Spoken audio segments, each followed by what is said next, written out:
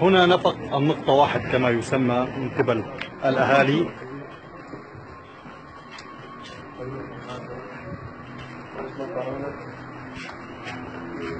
الآن ندخل إلى النفق.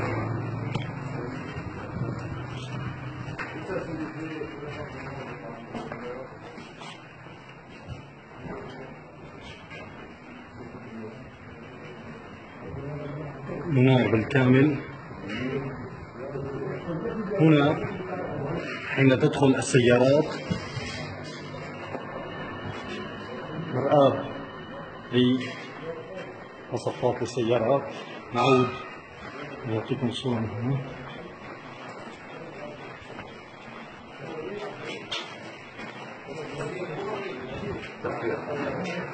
هون تفريعة، هون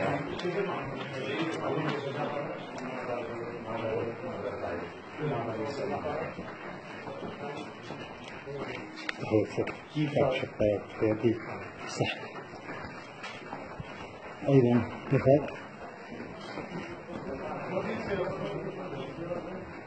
هون المشفى على اليسار، هون المشفى على اليسار.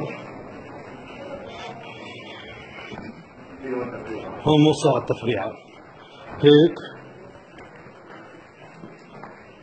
على اليمين طريق، هيك على اليسار أيضا طريق تصفيح بأعمدة حديدية كما نلاحظ.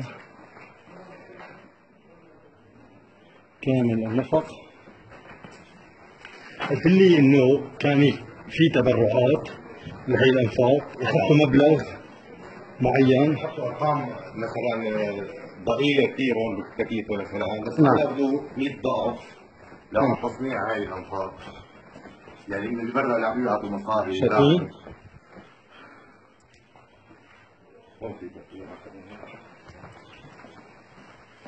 هون تفريعة،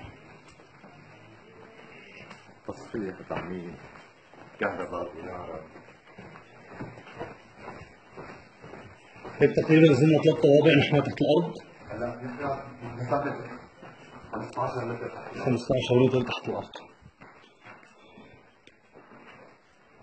قديش أخذ وقت لبنائه؟ أكثر من سنتين. سنتين هم عم يبنوا. أخذ وقت ومال وجهد.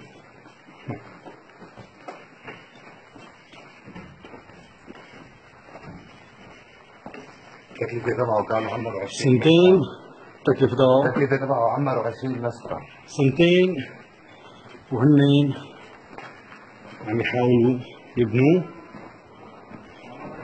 استغرقت العملية بالنسبة للجيش السوري شهر، حتى على دوما فعليا أسبوع.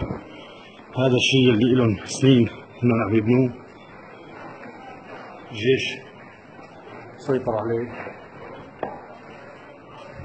بأسبوع.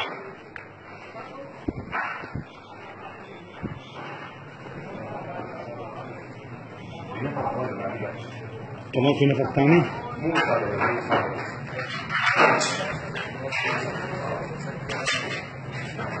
فيها ضوء.